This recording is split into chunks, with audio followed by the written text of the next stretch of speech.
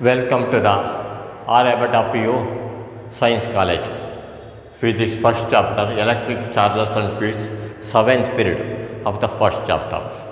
In the previous classes, we have studied the electric flux dark acting on an electric dipole placed in a uniform magnetic field. You have studied in a uniform magnetic electric field, the torque, what is the torque acting? Suppose here, this is a electric field. You see, this is a uniform electric field E. What is the torque acting? Torque acting on a dipole. This is a dipole. This is plus and this is minus charges. So this is plus and minus charges acting. If it you see a dipole is the dipole is parallel to the electric field. The field is maximum. If the dipole is perpendicular to the field, electric field, then it is maximum because number of lines of forces. The electrical lines and the electric field lines of forces are acting in this. They are crossed perpendicular. So the force become maximum. So that is the question. When is the torque acting on an electric dipole placed in an uniform magnetic field is maximum and minimum. So it is maximum when the dipole is placed perpendicular to the direction of the field. The torque acts maximum. When the dipole is parallel to placed parallel to the direction of the field, the torque acts minimum. So it comes in the CET examination. So you said this is the electric field. This is the direction of the electric field. If it is perpendicular to the electric field, so that is the torque becomes. This is the dipole. Here the torque is acting. So if it is perpendicular to the direction of the field, it is maximum. If it is parallel to the electric field, this is minimum. So that's the question. So maximum when the dipole is placed perpendicular to the direction of the field, the torque acts minimum. When the dipole is placed parallel to the direction of the field, the torque acts minimum. This is the main question. It may ask in the CET JEE examination, very important. Next one is states Gauss law, very important topic, that is Gauss law. It is June 19th and July 2019 and model question paper 2021 it is there. So very important question. So this one is, and this derivation is also very important. You have to take down. So Gauss law states that. So you say Gauss law here, and before going to study Gauss law, you take one introduction. So suppose there is a surface. So this surface, this is a sheet of paper, and this sheet of paper, suppose electrical charges are on these charges. So this is a surface. It is a closed. If it is a open surface. If it is converted into a cylindrical type, you see here, it is converted into the cylindrical type. It is a surface, total surface, closed surface. So it is a open surface. If we join there, it becomes a closed surface. So closed surface is, so this Gauss law comes under this closed surfaces. So you see another thing. Suppose there is a duster. You see this is a duster, and in this duster, these surfaces, they are all are joined there. So it is a closed surface. Closed surface means all surfaces are covered. There is no gap between one surface and another surface. So all surfaces are closed. So it is a closed surface. So we are going to calculate the electric flux through this and what is the field acting on it. So that we have to calculate in a closed surface. Gauss law always says about the closed surface. And another thing is the charges, according to this Gauss law, charges are always on the surface. You see, so this is charges will always resides on the surfaces, not on the inside. There is no charges inside the bodies. Charges are always resides. That means it will be there only on the sides of the bodies. In any bodies you take, So the charges are always resides on the surfaces, not on the inside. So that is the one fact in the Gauss law.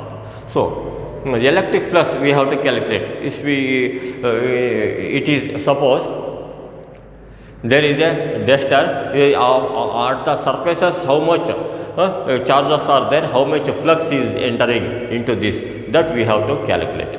So that is the Gauss law. So Gauss law, so any it is the surface you see here, any surfaces, closed surface is a Gaussian surface. So any closed imaginary surface to calculate the electric flux is a Gaussian surface. You see, this is a scale. This is a scale. These another this here 4 plus 6 surfaces are there. So this is a Gaussian surface. It is closed surface. You see here. There is no opener here. So closed surface. So this is we can apply Gauss law to this closed surface. Another thing is there. So this is a surface. You see here. It is opened. This chalk is opened at one side and closed in all the sides. So this is what is in this it is closed. It will not apply to the Gauss law. Gauss law is applicable only for the closed surface. In these 4 surfaces we can apply Gauss law, but this side and this side we can't apply the Gauss law because it is opened at one end and it is closed at one end. If you want to apply the Gauss law, it must be closed here. So closed surface is a Gauss law. We can apply the Gauss law only for the closed surface. So we take another example. So this is the sheet of paper. You see, I am folding this paper in this, not it is closed. So Gauss law will not apply on this.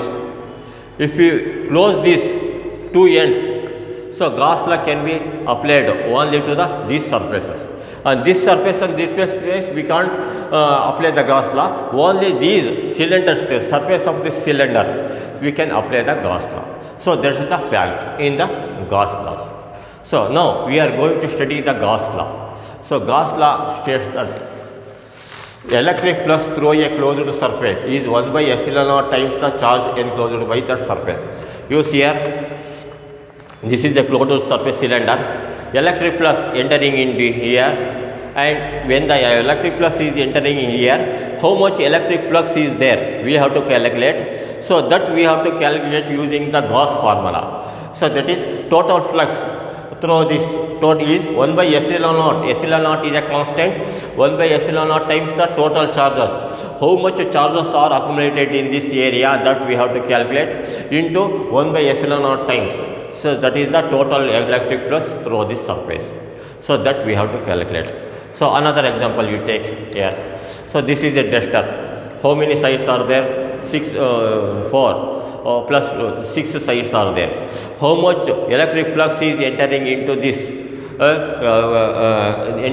duster? So that we have to calculate using the Gauss law. How many charges are on this closed surface? We have to calculate into 1 by epsilon naught times. So that is the total flux through any closed surface. So any closed surface, Gauss law states about any closed surface. So according to this Gauss law, the electric flux through a closed surface is 1 by epsilon naught times the total charges enclosed by that surface. The electric flux through a closed surface is 1 by epsilon naught times the charge enclosed by that surface. So that is it. The total charges, the electric flux through a closed surface is 1 by epsilon naught times the charge enclosed by that surface. This is Gauss law, very very important. Once again I am saying that electric flux through a closed surface is 1 by epsilon naught times the charge enclosed by that surface. This is Gauss law. And what is Gaussian surface? So you take this Gauss law, you write it in one time in notes, and without seeing and with seeing another 2 times in rough you have to write it. What is Gaussian surface? It is any closed imaginary surface. To calculate the electric flux through the flux is Gaussian surface. It is an imaginary surface. It is an imaginary surface. It is an imaginary surface to calculate electric flux through a surface. That is a Gauss law. So you see here, imaginary surface. Here it is a straight conductor. We have to calculate this electric field at this point. So we have to make one circle. One circle you have to make it here, and it is like a cylinder, and we have to going to calculate the surface. That is Gaussian surface. So Gaussian surface, it is any closed imaginary surface to calculate electric flux is Gaussian surface. So that's all. And next one is using Gauss law. These two we have to obtain an expression for the electric field due to an infinitely long straight uniform charged conductor. Uniform charged conductor for how much electric field is we have to calculate. Suppose you see here, this is a infinitely long conductor. It is a short conductor, but we have to imagine it is a very long conductor. This is a very long conductor, and we have to calculate the electric field at this point. You see, from distance between this and this point is we have to calculate. So we have to calculate the distance between this and this point, how much electric field is there. That we have to calculate. To calculate the distance, the field at this point, we have to imagine that this point is in this. The distance between this point is same from this point and this point and this point. Totally, if we make a circle, so distance between the center and this point is same for all in all cases. It is also, if we imagine it that it is a cylinder type, in that also distance between the conductor and this point is constant. So we have to calculate. Suppose take another example. So this is a conductor. We have to calculate. Suppose there is conductor is inside this, and this is an imaginary surface. Gaussian surface is an imaginary surface. Distance between this conductor and this one is constant.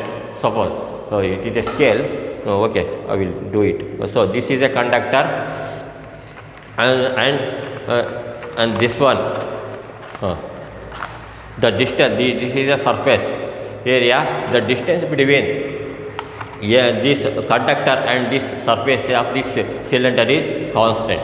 This is an axis. The conductor is just like an axis of the cylinder, and distance between the center and this surface is constant. So that is on that basis we are going to calculate the electric field at the infinitely long conductor. So what we have to do is, this is a conductor, infinitely long conductor. So consider the following. An infinitely long thin charged conductor. This is the infinitely charged conductor. In that conductor, charges are accumulated. Plus charges are accumulated there. So lambda is equal to the linear density. Linear density of the charges is equal to length, charge per length. So lambda is equal to linear density of wire. Linear density of linear charge density of wire. So Q by L, lambda is equal to linear charge density of wire, that is equal to Q by L. P is equal to point at which the electric field is calculated. P is equal to the point at which, this is the point P at which the electric field is calculated. So, and imagine the cylindrical Gaussian surface. We have to imagine this. Around this conductor there is an imaginary cylinder we have to calculate. So that is Gaussian surface.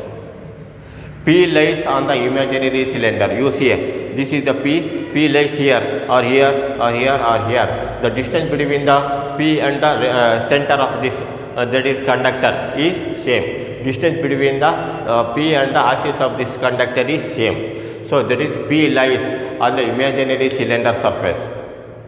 E is equal to electric field. This one, electric field we have to calculate. R is equal to distance between the point P and the conductor. Distance between P and the conductor. So that we have, that is there. So that we have to write this diagram. Conducting wire.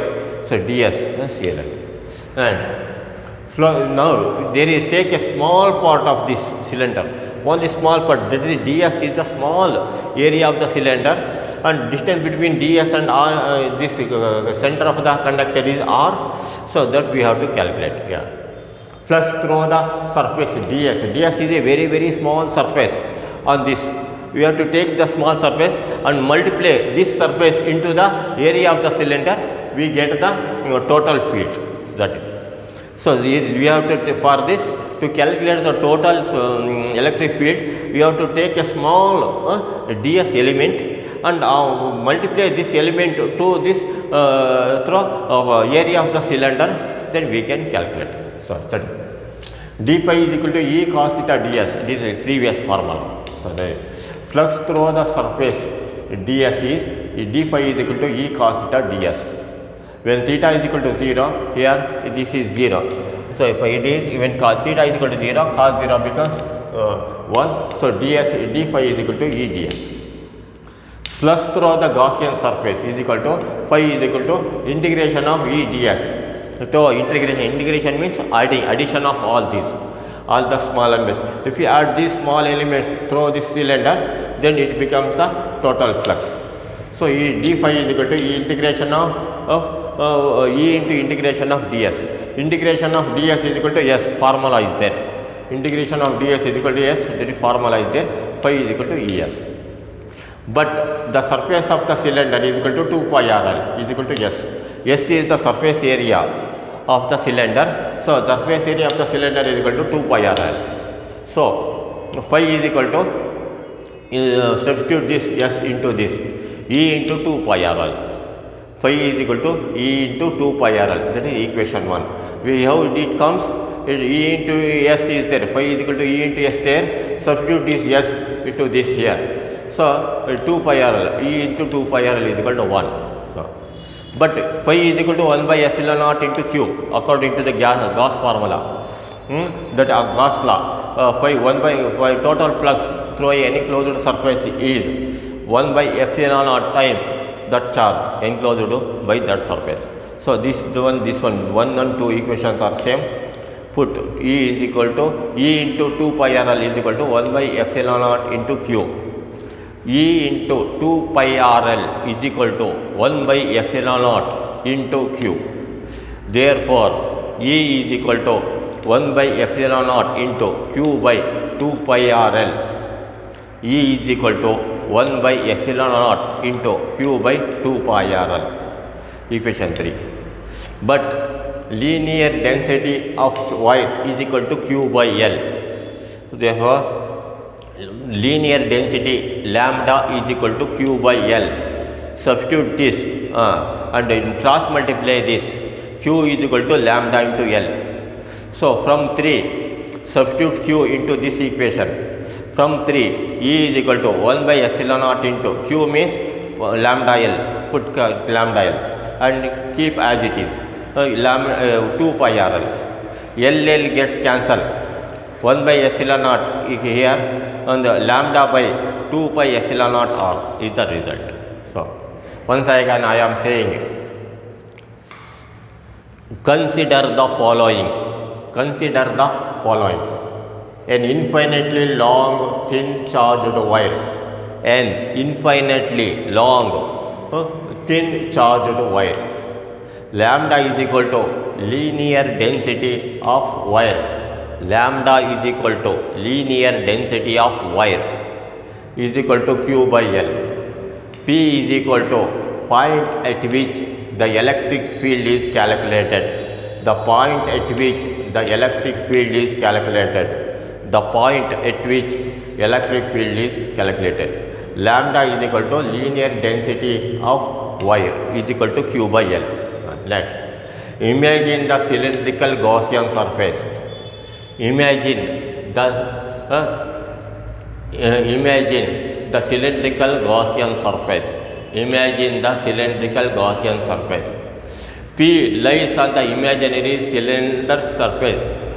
P lies on the imaginary cylinder surface. P lies on the imaginary cylinder surface. E is equal to electric field. E is equal to electric field. E is equal to electric field. R is equal to distance between point P and the Gauss conductor. R is equal to distance between P and the conductor. R is equal to distance between P and the conductor. So you have to, from this to this, you have to write it in one time in notes, and by seeing one time without seeing another time in rough. Just draw the diagram. Next, flux through the surface ds is d phi is equal to E cos theta ds. D phi is equal to E cos theta ds. D phi is equal to E cos theta ds.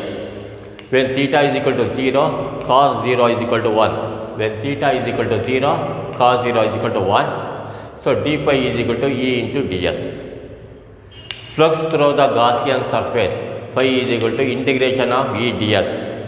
Phi is equal to integration of ds is equal to phi into Es. But surface of the cylinder is equal to 2 pi RL is equal to S. But the surface of the cylinder is equal to 2 pi RL is equal to S.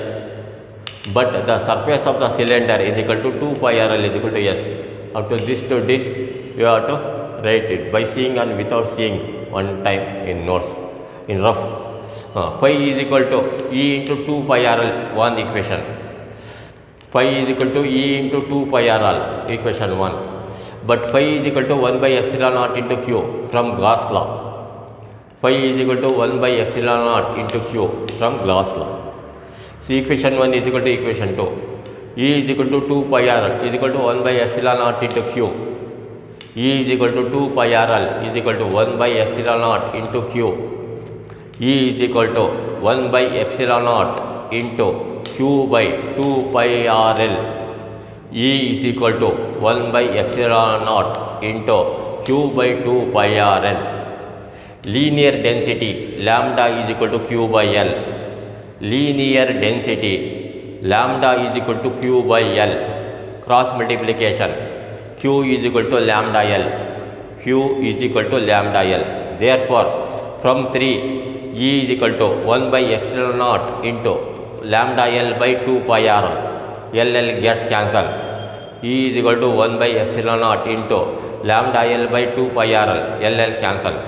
So E is equal to lambda by 2 pi into epsilon naught R. E is equal to lambda by 2 pi into epsilon naught R. So this is the equation. So very important equation. Whole equation. This, from this to this, you have to write it in by seeing one time without seeing another time. You have to write it in the rough. So all these you have to write it in the notes perfectly. You underline this question, and this question comes in the CET NET examination, and this is perfectly, it is definitely it comes in the examination. Write it clearly. So okay, you read it. Best of luck.